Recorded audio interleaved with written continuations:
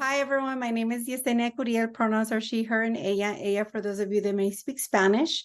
So I'm excited to have the opportunity to speak to you all a little bit about how do you develop your resiliency skills when it comes down to being a bilingual professional and leader. And I think that's one of the things that's a little bit challenging, is because sometimes we're put into situations where we think, well, how exactly do I become a leader, right? And so I have a couple of strategies that I want to give you all, but I'm going to go ahead and share a presentation that I have for you.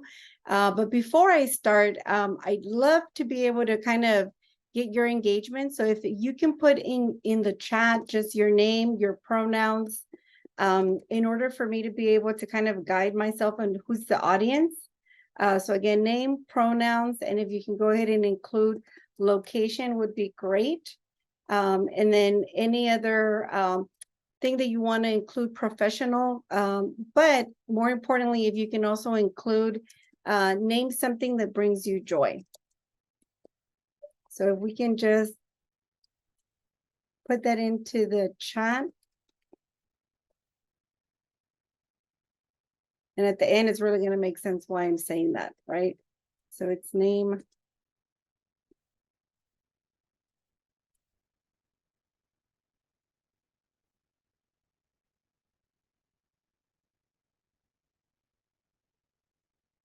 Great. Thank you. I really appreciate it. So one thing that's going to be really important is for me to go ahead and give you the information at any time. If you need me to stop, then I can go ahead and answer any question that you might have. You can actually also put it into the chat. That would be great. Oh, another person that loves their dog. So that's something that's bringing a lot more joy to myself. Jocelyn, do I have the capability of sharing my screen? You sure do. Okay. Hello. Hi, everybody. Sorry I was late. We ended that last session late, but welcome. And you have all functionality here. So we're here to support you. Thank you. Perfect. Thank you very much, Ingrid. I really appreciate it. Okay, so I'm going to go ahead and start us off. Let me share my screen here. Okay, great. So one thing that I wanted to go ahead and highlight is, so I am a marriage and family, so I'm a licensed marriage and family therapist. I started my journey with Antioch University back in 2000 and I graduated in 2003 with, no, sorry, I think it was, 2005 is actually when I graduated. So one of the things that I want us to go ahead and do, so we did do the chat in reference to the name, pronouns, location, and what brings you joy. We're going to go ahead and do a definition of what is a bilingual resilient leader. We're going to talk about some intervention strategies. We're going to do, if we get a chance, just to kind of talk a little bit about a summary of accomplishments, activity, communication. How do you identify your aspirations? How do you seek guidance and feedback? A support system, personal and professional, and any questions that you might have at the end. So in case I do speak a little bit faster, because my brain is a bilingual brain, I tend to speak a little bit faster in Spanish. And sometimes when I'm super excited about a topic, I as well speed up the momentum of my speech. So if at any point you need me to slow down, then I can go ahead and do so. So what is a resilient bilingual leader? So I think one of the things that's really important is for us to take into account that it looks very different for us, right? But I wanted to give us at least a framework. So a resilient bilingual leader is someone who possesses the ability to lead effectively in two languages and cultures, while overcoming obstacles and challenges with strength and tenacity. This type of leader is able to adapt to changing circumstances and navigate complex situations with ease, drawing on their language skills to communicate and connect with diverse range of people. So it seems pretty simple, but sometimes it can be pretty complicated when you are code switching in between different groups of individuals. And so it's really something that's daunting. It's something that a lot of people sometimes prefer to just stay within the monolingual leadership, where they're only thinking and only thriving in English, which is fine. It's not to say that that's bad, but really what I want to focus on is overall just the bilingual, what it takes to be a bilingual leader. So I am going to share a little bit. I'm going to put a pause here. I just want to go ahead and share a little bit about me and how I identify as a bilingual leader in the mental health field, but as well as now I'm in the healthcare field. So I started my career actually working at a rape crisis center. I moved up from being an advocate to being a program director, and then developing programs. There were clinical programs as well as our intervention programs like case management. And I also did a lot of our prevention education. And while I was doing that, I was really lucky that I actually started my career within a completely bilingual organization. So that really set me up for success because it gave me the opportunity to really be able to navigate both worlds of both my background, identify as a bicultural, bilingual Mexicana, Americana. So I actually have dual citizenship that I'm really privileged that I've had that opportunity. I was born and raised in California, in Los Angeles. I did a lot of my career in Santa Barbara County, Merced County, which is in the Central Valley. And now I'm transitioning back to Los Angeles County. And through some of my work that I've done, I've worked in accounting facilities where everything is pretty English only. But because of the fact that I had this foundation where I was able to think and process a lot of my work in both languages, it really set me up to validate my voice, to be able to intervene whenever I've seen any injustices or when we're not able to, where I can see there's gaps in services, right? And so I think one of the things that's really important is that I was excited to be able to present this topic to you, to hopefully be able to give you some tools and strategies as you navigate advocating, because a lot of the work that a bilingual leader does is we're doing additional labor, we're doing emotional labor at times in order to ensure that we are representing as many people as we can, and that sometimes can be in multiple languages, right? Any questions? I'll take a quick pause there if there's any questions, and thank you folks for participating and giving me an idea of where folks are coming from. Any questions?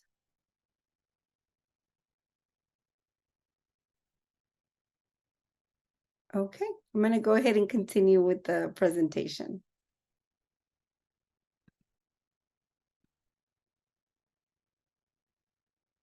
So one of the things that I wanted to go ahead and talk about is the skills that we need. The skills that we need to develop, the skills that we need to practice, right?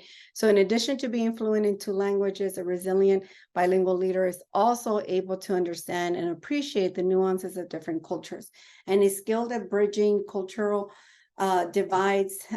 They're also able to build strong relationships and trust with colleagues, clients, stakeholders from different backgrounds, and are able to leverage these relationships to achieve positive outcomes. So again, this seems to be very easy, right? This is a skill that I already practice.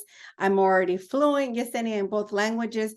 But I can tell you that even for me, I do identify as being bilingual, but in each area that I move into, I have to develop my language skills. So I went from working with people with severe persistent mental illness for behavioral wellness, and then I moved into higher education. So I was intervening and I was speaking on behalf of students, and so I had to refresh my language skills to really be able to understand, how do you say financial aid in Spanish? How do you say chancellor in Spanish, right? So the good thing is that we're always having to learn. So I try to identify as a cultural, not cultural competence, but a cultural humility practitioner, where I'm constantly learning and growing, even in my own language, because again, our language has Spanish, for example, has different dialects. And then it also is something that we also have to take into account that not everyone in Latin America speaks Spanish or Portuguese, but we also have a lot of folks that still speak indigenous languages. Other skills needed. A resilient bilingual leader is also able to maintain a positive attitude and a strong sense of purpose, even in the face of adversity. They're able to persevere through difficult circumstances and are able to inspire and motivate others to do the same. Whether working in a multinational corporation or a community organization, a resilient bilingual leader is an invaluable asset to any team and is able to bring people together to achieve common goals. But one thing that I also stress is seek out support to develop communication skills when necessary, because one of the things that I have encountered in my career of 20 years is that I've had to adapt to different populations, that be from folks that are liberals to individuals that are conservative to individuals that don't have a lot of awareness about cultural humility to those that sometimes might reinforce racist, oppressive communication and so forth. So I've had to navigate some of these relationships where I've had to enhance some of my strategies of communication. So I'm going to pause here. Just any other thoughts for folks right now about this? Maybe a thumbs up if some of this does resonate for you.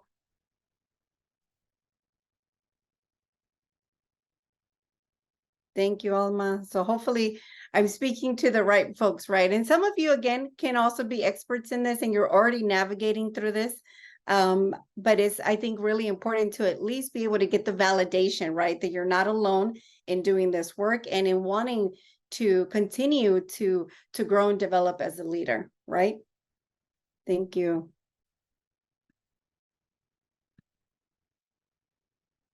So these are some of the interventions that I wanted to make sure that I had an opportunity to cover, because just saying I'm a bilingual leader doesn't just say that I am, right?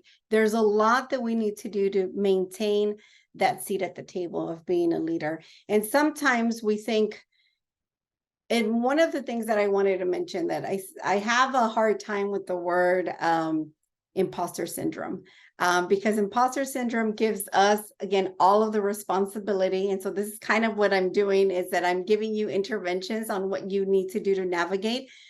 There also is an importance in getting your employers and getting your organizations to do their work as well. One thing that I can say is that I've been in organizations where we bring in materials like reading books on different issues regarding oppressive practices. We bring in speakers to try to train and try to educate the entire workforce, not just the folks of color or not just myself, right? But this is really just honing in on strategies or interventions that you can do to kind of build yourself up as a leader. So I just wanted to also, I don't want to give you all just all the responsibility. No, we also have to give some responsibility to our employers.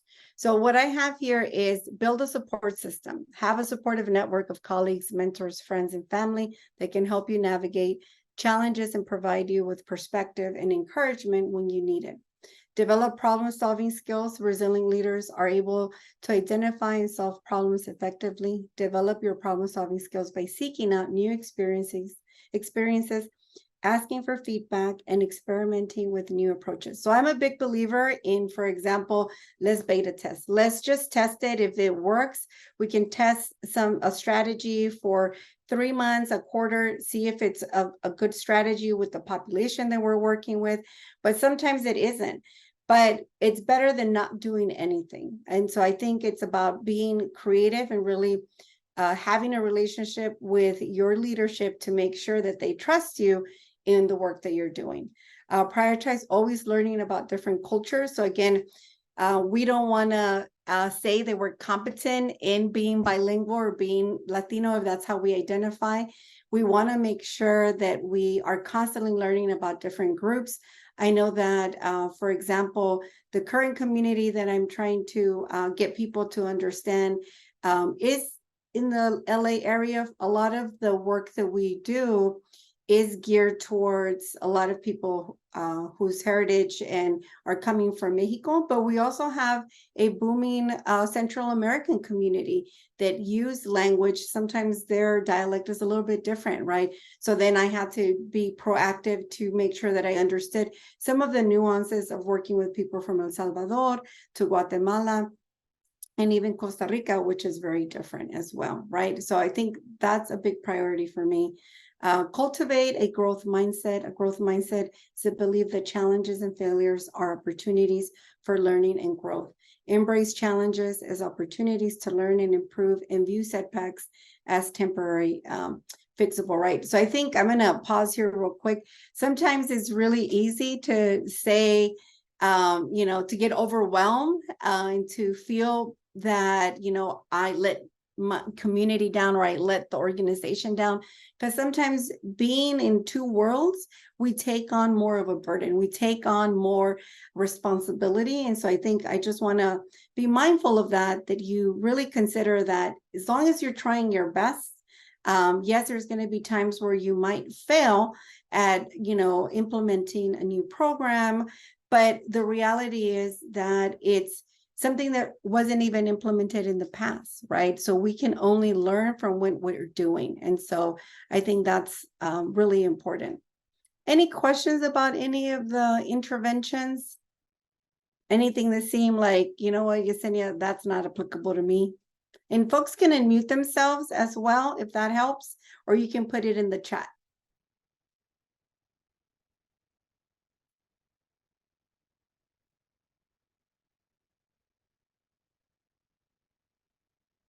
Hey, let me have just a little emoji. Are folks like agreeing? Like this seems like, yes, these are the things that I already do. Okay, so I see a heart, so maybe some folks are doing this work. Okay, great. Thank you. Okay, we're gonna go ahead and continue. I appreciate folks' response.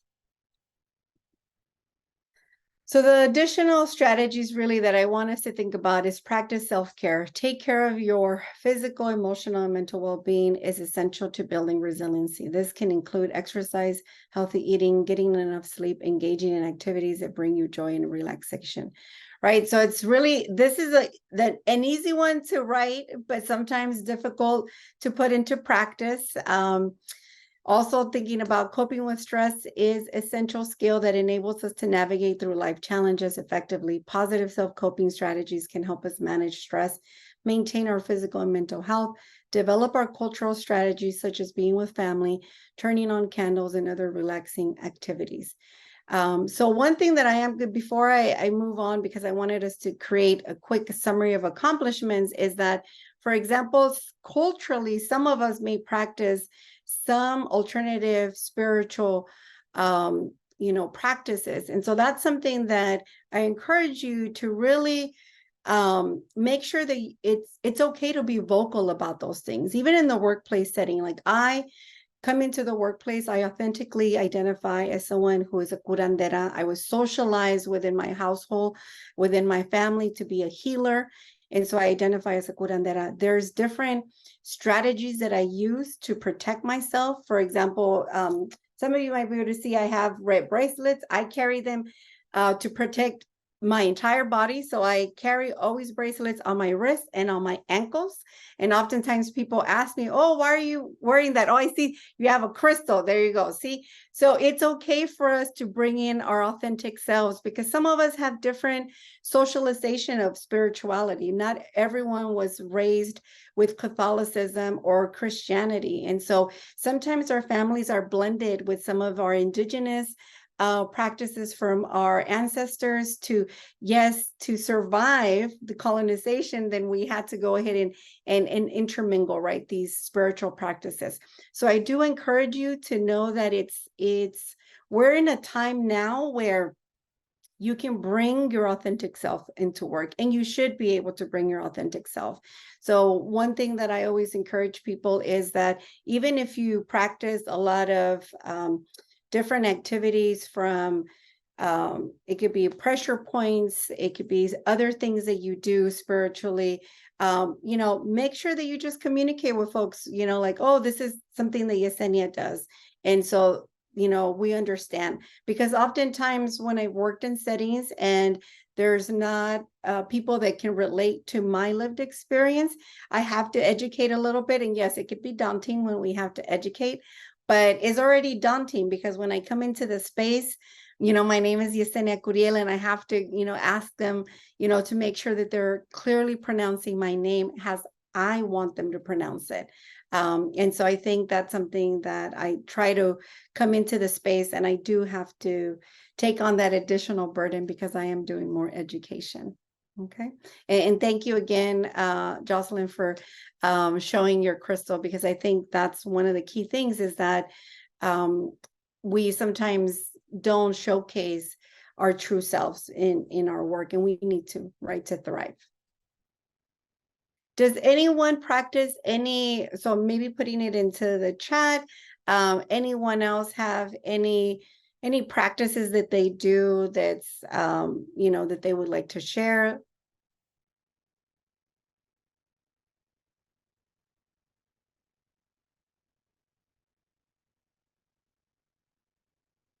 Like, how many people turn on, well, at home, how many of you turn on scented candles to relax?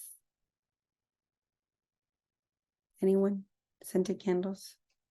I can share Thank you, Alma. that I do at my desk that I have in my office. It's like I like a lot of like the rocks theories, like they bring energy and all that. So I like to have rocks like in my desk or like in my backpack, and in my house as well. But also like in my house, like candles or like incienso, or even like at the office, like the oil diffusers. I think for me it's really relaxing, and I think it gives me like it's like a way of coping with the stress for me. Yes. And I think, that's the coping with the stress, right? So when you are seeing multiple people, I think it's really important to make sure that you have your ritual of what you're going to use in order to kind of decompress from that session, because that's going to be really critical to make sure that, again, we reduce the opportunity of experiencing vicarious trauma or even post-traumatic stress, which can happen if you're working in settings with people with severe trauma. And I think one thing that I'm going to also share that when I used to see people in the same office so I used to see clients that used to come into my office. So it wasn't a different office. So I was using my personal office as also my therapy office. And one of the things that I would do is usually I would put it like either in the closet or I would put it under the desk. I would put a small glass of water that it had to be glass. And then I put a green lime that I put a little cross on it, and I immerse it in there. And so what I was giving that lime in that water was to absorb all the negative energy so I wouldn't absorb it. And so that's a technique that I would use, that I would bring in for my spiritual practices. And oftentimes coworkers would say, "Oh, what is that lemon doing in the water? Are you making lemonade?" I said, "No, it's just that's what's picking up all the negative energy." Or sometimes even just having a glass of water that absorbs that negative energy. Okay, perfect. So I'm going to continue sharing, and thank you for those of you that also I see can definitely identify with the name pronunciation being constantly relevant with me. Would you pronounce your name? Can you unmute yourself just so I can make sure that I'm pronouncing it the correct way? Yes, Yesenia, absolutely. Turn my camera here just so. Good afternoon. It's pronounced Giancarlo, so it's Italian. So typically I'll get like Juan Carlos or just Carlos or Juan, or kind of a mix of all of them because I am Mexican. But yeah, it's Giancarlo Cortez. Giancarlo? Correct. Yeah. Perfect, Giancarlo. Well, thank you very much for saying it for us. And I think that's one of the key things is that we constantly have to be navigating, right? How do we pronounce our name? And really, one thing that I am going to say, and I'm glad that I think a couple of other people are saying that about the name, is if we had to learn how to say Arnold Schwarzenegger, then people can learn how to say our names. That's what I always tell people. Wherever I go, it's always a big thing. Even in the current organization that I'm at, where I thought it's a Latino focused organization, I thought people could say my name, but they couldn't say it. So then one of the things that I do, and I'm going to see if I have one here, is I actually have, this is one from my previous organization that I worked with. I'm going to share, see how I have in my background the pronunciation of my name. So whenever I had to do any kind of presentation or engagement with people, I always would put in the back of my virtual background, I would put the name, how do I want them to pronounce my name? So that's another tip that I encourage you to have, because again, it's something that we have to sometimes navigate as leaders. We have to let people know how we want them to refer to us. So there's no miscommunication that, you know, they didn't know how to say our name and they gave us a nickname, because I've been in organizations where people want to give nicknames and I'm always like, no, that doesn't fly with me. It has to be my name, right? Perfect. And then I see that Brenda also mentioned about light a candle at the beginning of a session, how to blow it out at the end. I send the client light, care, and healing as I blow out the candle. Perfect.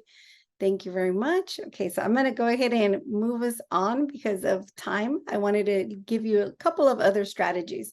So what I have here at the last one, which is create a summary of accomplishment to keep you grounded, that you have the skills and the experience. So this is something that I learned probably when I was in college, where someone mentioned to me, you know, do you know, so I'm going to say it like how I heard it. So someone mentioned to me, you know, do you know that you're such a badass? And then I was like, what do you mean I'm a badass?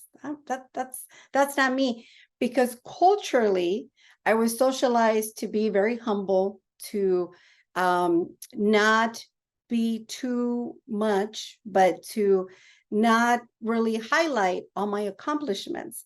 And so that person really gave me kind of a green light that there's nothing wrong with me acknowledging what I have worked very hard to do and accomplish. And sometimes I will, and through your employer, they usually have you do like a summary of accomplishment before you do your evaluation. I encourage you to do these kinds of inventories of your summary of accomplishments, maybe twice a year, in order for you to kind of keep a tally of what you're doing, because that also is going to keep pushing you forward as a leader. Because, wow, I was able to accomplish all these great things. Now it's moving me to the next level. Communication, how to identify your aspirations. So this is kind of going back to this.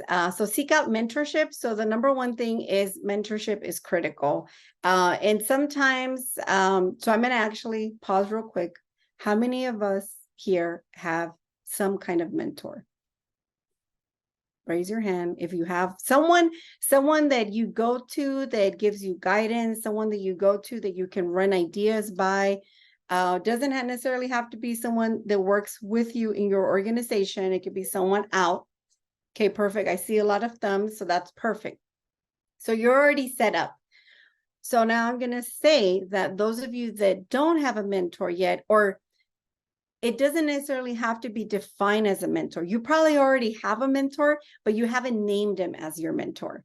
And so I think that's something that a mentor is someone who is giving you guidance, someone who is giving you constructive feedback, someone who is motivating you, someone that is giving you advice on how to develop your skills. So many of us probably have people like that, but we don't call them mentors. But it's important for you to call people mentors, because it's also a way of giving reciprocity, because it feels good to be a mentor. It feels good that someone's reaching out to me to actually get advice or to seek out knowledge about something. So I always like to let people know, like, wow, you've been a great mentor to me, and I really appreciate what you've done. So doing those little check-ins with people, but more importantly, actually giving them that title always is good, because it really showcases that you're listening and that you are seeing them in that respect. Okay. I'm going to go through these next. The other ones, learn about positions that interest you, do your research, develop your elevator pitch and speech, include your cultural identities about your family background, develop a list of aspirations for your career. So how many of you have developed already your elevator speech? It's about 2 minutes elevator speech. Are folks familiar with an elevator speech? Like an introduction of who you are. So Shelly, I see you gave thumbs up. Perfect. Anyone else? Oh, I didn't realize that you could actually put no on there. So thank you. So one of the things so some of you do have. So would anyone feel courageous and brave to do their elevator speech with us? Just want to put it out there in case anybody does. Okay, so one thing that I always let people know when we're doing an elevator speech is you want to be able to create an idea of, or develop, write down who you are. Like, let me make it a little bit easier. How many of you have written a short biography about yourself? How many of you have done a short biography because you had to do something and said, hey, can I get a bio of you? How many of us? So I see some yes. How many of you have done a biography? Okay, Alma, thank you. Perfect. So that's going to be maybe what we have to give as a homework assignment, that I want folks to do a biography, because that's going to really pivot you to your elevator speech, because you're going to be in environments where you are potentially interviewing for your next position. Right. And so you really need to be able to create and wrap up your story of your lived experience and your career in one beautiful package that is under 5 minutes. They say that it should really be, your elevator speech should be 2 minutes. I think that's not enough time when you are a bilingual individual, because you're bringing in the essence of who you are as your culture. And so that takes a little bit of time. I know when I, meet someone, my elevator speech is always with, my name and my pronouns, because I also want to be really inclusive and kind of shifting that. And I always do start it off with Yesenia, Curiel, pronouns she, her, and ella. Ella, if you do speak Spanish.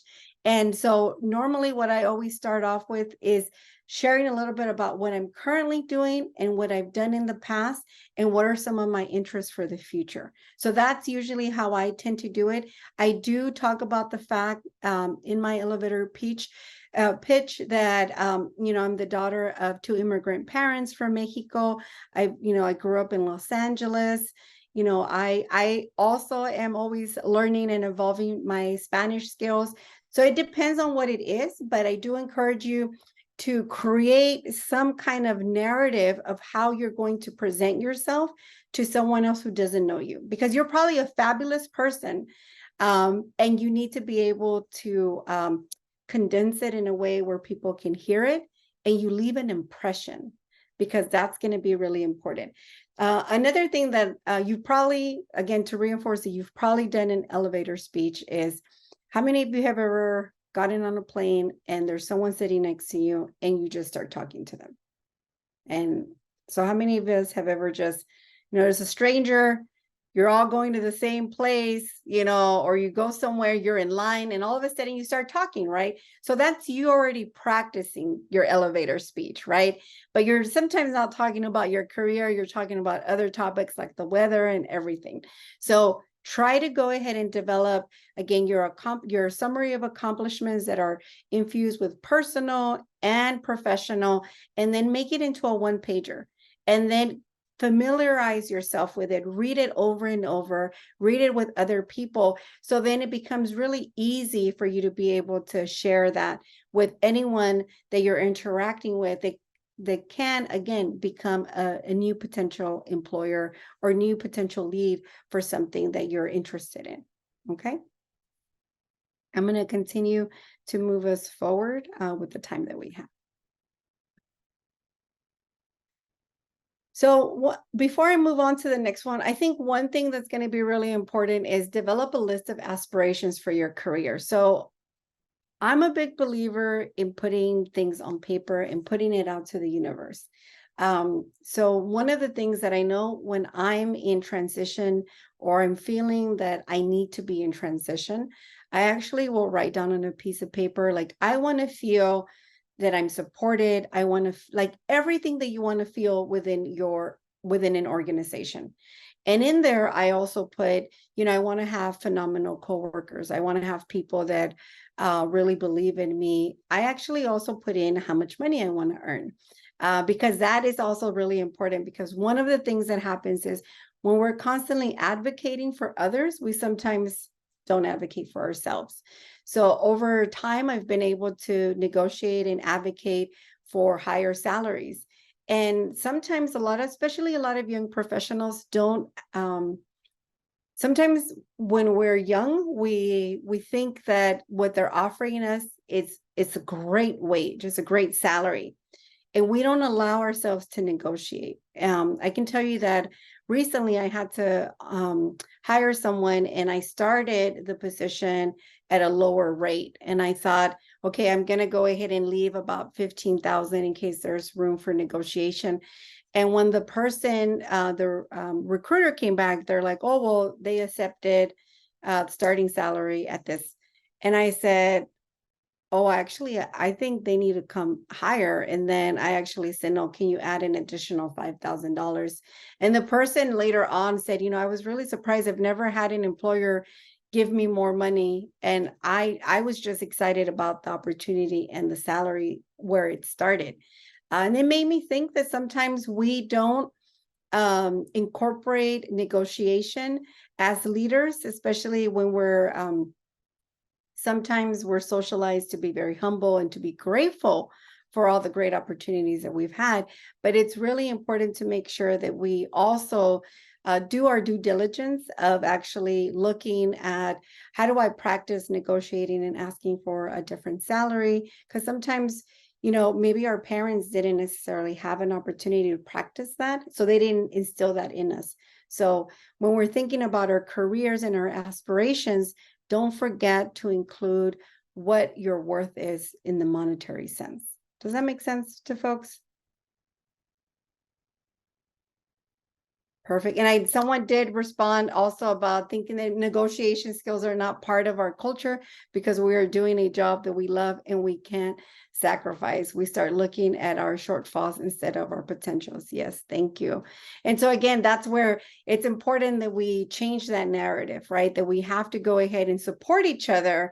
And so when we're interacting with each other, that we actually not be afraid of talking about money, because we need to do that because other people are doing it and other people are moving up. And sometimes, so one of the things that I do within any organization that I move into, I always look at the leaders, so I look at the organization. If it's a nonprofit organization, their 990s are available. So if I look up the organization's 990, I look at the top 5 salaries. So if the top 5 salary, if they're making over $1 million, then I'm going to aim big because there is funding for my position. I can tell you with the current position that I'm at, I was able to negotiate about $20,000 above what they were probably going to give me. And I just, kept pushing, and I kept, going back and forth with a recruiter, because then at the end of the day, I said, well, what am I going to lose, right? But I know that I had a conversation with my mom about it, and she was like, oh, no, you shouldn't ask. It's already great that they're giving you this. And then I'm like, but why? I said, Mom, you came to this country to give me opportunity.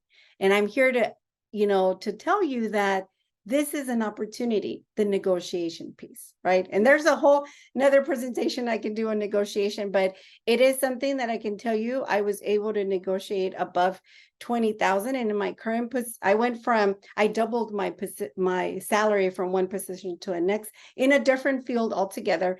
But it was something that I could have been grateful and accepted what they offered me. But I said no, and I've had the opportunity to go through different mentorship academies and training. So I already came in with some of the skill set to negotiate. So I encourage you that if you find any kind of training that's specific on negotiation for your career, take it so you can learn the language and you can go ahead and practice and have that confidence to have that negotiation. Okay.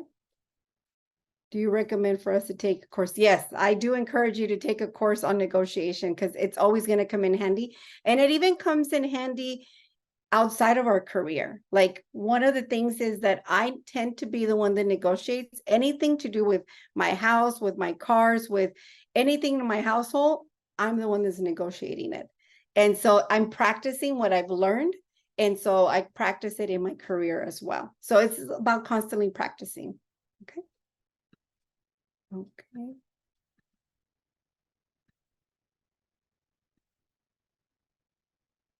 So this is the support system section. So I want you to think about your support system that we talked about, personal and professional.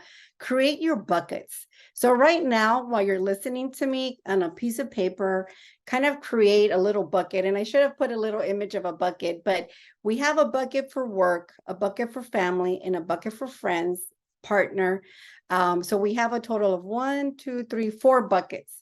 So I want you to put in those 4 buckets at least 2 people in each bucket. So for work, you can have folks you started with, like people you did orientation with, people from your department or a previous coworker, maybe someone that you worked with and they're no longer there, or you're now in a new department.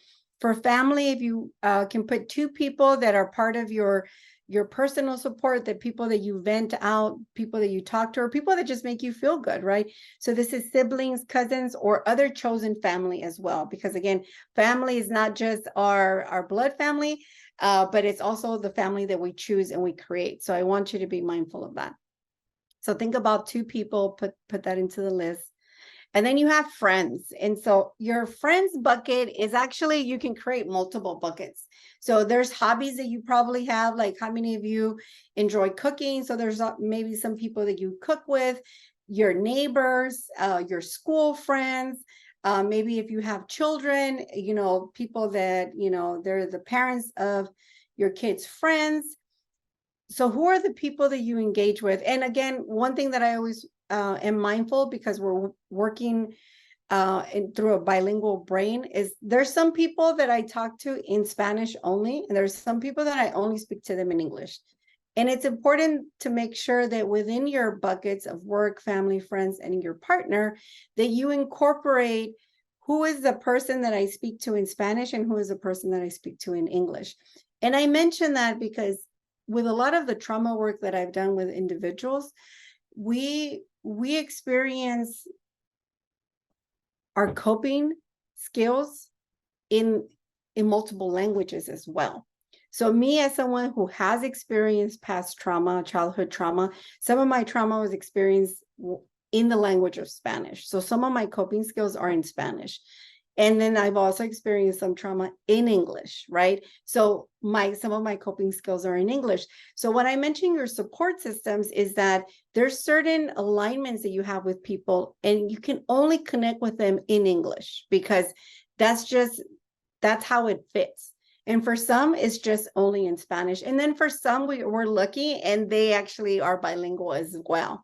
But it's really important that you actually do an inventory of your support system, and you do it at least on a yearly basis, because our support systems do evolve and they do change. And sometimes we think, well, I should be friends with this person because I've been friends with them for 20 years. No, I'm just in a relationship with a friend of almost 20 years, a little bit more than that, where, I always think friendships, And relationship is about the reciprocity, right? So sometimes it might be 50, sometimes it might be 70. So there's that fine dance, right? That movement. And I didn't feel at one point that this person was, I felt like I was not receiving anything. And then I had to reflect and say, I'm going to move them on the outside, not necessarily be in my bucket anymore, but I'm going to move them on the outside because I rather focus on other folks that are giving me that reciprocity. And sometimes, they can give it to me, and I get that because sometimes we're at a zero and we need the help, and I get that. But it's important to do these inventories so we're constantly also knowing who are the people that support us, who are the people that I can go to if something stressful has at work, or those are the people that are also looking out for us, because sometimes especially when we're providing mental health, direct mental health, we don't realize when we're experiencing post-traumatic stress, or we don't realize when we're experiencing vicarious trauma, or when we're experiencing burnout. And so the people around us can kind of check in and monitor because they're used to seeing us or the relationship, and they can actually bring it to our attention. Like, hey, I've noticed that you're doing this, or I've noticed that you're doing that. Any questions about that? Were folks able to do that? Put a little emoji if you were able to come up with at least 2 in 4 buckets.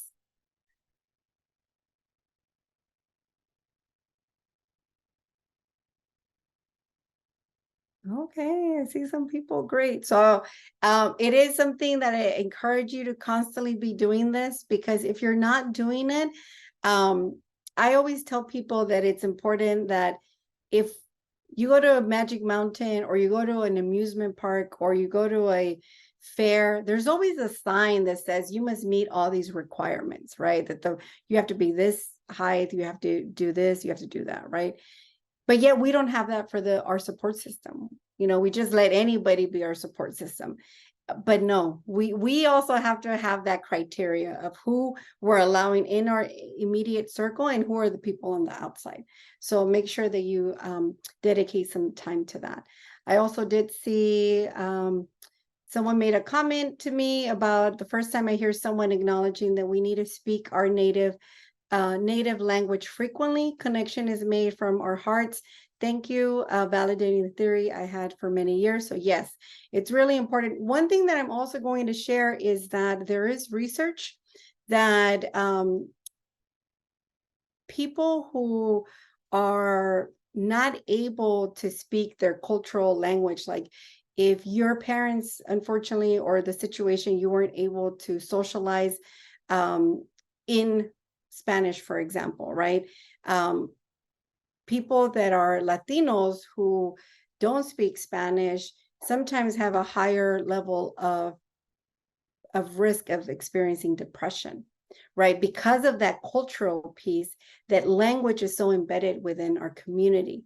And it is something that like I said, I did a study abroad. I purposely read and write. I try to really immerse myself in the language as much of it as I can, but it is something that we need to prioritize as a skill. And that's one of the things that sometimes employers don't understand. They think, well, you speak Spanish, but no, like I have to maintain a high level of Spanish. If I'm a therapist, I need to read books on psychological theory. I need to read diagnosis books in Spanish. So another thing about language that I'm going to encourage you is that you need to process your clients in Spanish if you're being asked to meet with people in Spanish. So when I worked, for example, at the Rape Crisis Center, one of my case management sessions was all in Spanish. So all of the counselors that were working with Spanish-speaking clients, we would do kind of a supervision, and it was all in Spanish, because it's not fair that they're processing their client in English, but yet they're receiving all that information in Spanish.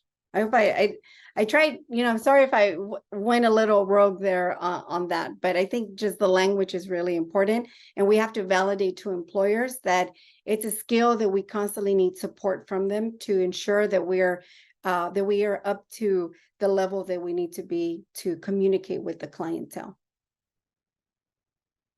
So I'm going to continue here. running short on time, but I think we should be good. So actually I am good on time. Is any questions, any takeaways, or just I am going to put there my contact information if folks want to do a little screenshot, just as a reference. And then I can put it in the chat. But I want to pause here because I went over a lot of strategies and a lot of skills. I wanted to give folks an opportunity in the last 5 minutes or so. If you have any scenarios or something that you would like to get my input on, then I can also share some, feedback of what I've done in the past. You can put it in the chat as well. Folks can unmute themselves too. What's the takeaway? Are folks feeling validated that, yes, this is something that is important? Do I provide any trainings? I loved your personality, powerful thinking. So yes, so I actually do a lot of trainings within my current organization. I do a lot of trainings that specifically focus on vicarious trauma. I do a lot of work also on identity, because I think you can't be your authentic self unless you really know your identity. So I do a lot of work that focuses specifically on privilege and identities, equity, diversity, and inclusion. But how does that incorporate back into the workforce, right? Because oftentimes we think, well, you're a Latino, you're supposed to do everything about equity, diversity and inclusion and social justice. No, I have to also learn that as well, because I can also cause a lot of harm to my community. So for example, I know that recently I was, called out that I said a word that impacted someone that is of a different immigration status than I am. Even though I have family that also has different immigration status, but I myself have the privilege of having dual citizenship. So I had to be reflective of the impact that I made to that person and say, okay, I hear you and I'm going to work on that and use a different word when I'm, giving feedback about this, right? So we're constantly learning and growing as well. Any suggestions for how to find bilingual supervisors? So that is going to be really challenging. That's actually one of the things that I feel that we need. I had all of my supervisors when I was getting my my hours were all white individuals. So it became really challenging because there was a lot of vicarious trauma that I was feeling. There was a lot of emotions that I was feeling with some of my first time clients. All I can say is that there are some organizations that sometimes will pay out of pocket. They'll actually say, you know what, can you, sorry, I'm trying to put my contact info on here. So you can actually pay. I know hopefully somebody, actually, did someone Ingrid put something on there? No. No, I just put the course eval, but I'm happy to, we'll be sharing a lot of the contact information after the session. But I'm happy to, I can go ahead and look up your profile and put that in just a second. Perfect. Oh yeah, I'm trying to grab it right now. But I think one of the things that's going to be really critical, just to mention, when we're talking about finding supervisors, I would say it might be challenging to find bilingual supervision. I am someone that I'm starting to, people have asked me, and I'm trying to see if I can move into that realm of supervising. I've supervised before in the past, but it is much needed, because oftentimes people don't understand that we learned all this content in English, and then we have to interpret all this content of our psychological background, where we went to school. If we got lucky, we did a concentration, right? Antioch, I know now, does a concentration in Santa Barbara for Latino mental health. When I was there, when I was a student there in the early 2000s, there were only 5 of us that were women of color. I was one of 3 that were Latina, but I was the only one that identified as a bilingual Latina. And so it was really challenging because all of the content, everything was again in English, and now we're having to engage with people in Spanish. So you do have to do additional education, read other books. I actually have a couple of other books from that I was able to get from Mexico in different areas in Latin America to help improve my engagement and my strategies. And then I had to do a lot of my own intervention handouts as well, because handouts are really challenging to find in Spanish and you can't just translate them, right? So if you send me an email, I can send you more resources in order for you all to have. So thank you, everybody. I know that Ingrid, you have to run to the next presentation. I'll be on here for another 2 minutes in case anyone else wants to drop another question, but it's a pleasure. I'm wishing you all the best in your journey, in your career, and keep moving forward and keep asking questions and keep demanding what you deserve, because sometimes we have to be our best advocates. So take care. Bye. Thank you. Adios. And people can stay if you want. I just have to run over. Take care. So send me an email. I put my email in there. Hopefully, if you have any additional questions, you can shoot me an email, or you can send me an email. Sorry for that poor word. And then I can go ahead and provide you. I can actually also send you the presentation if you would like as well, because I'm not sure if that's going to be available on the platform. And then my email address, I'm going to put it back in here. There you go. That's my email address there. Perfect. Then we are done, unless there's anyone else. Great. Perfect. Thank you. And then again, send me an email and I can respond if you have any other information. I'm in California right now. I'm in Los Angeles, but always looking to find, individuals' resources, and I'm always available to connect with folks for a consultation if they have any, thing in reference to their career, or they just need guidance for something. I'm available as well. Brenda, if you can send me an email, that would be great in order for me to send you the slides. Perfect. Well, thank you, everyone. Continue to enjoy the rest of the presentation.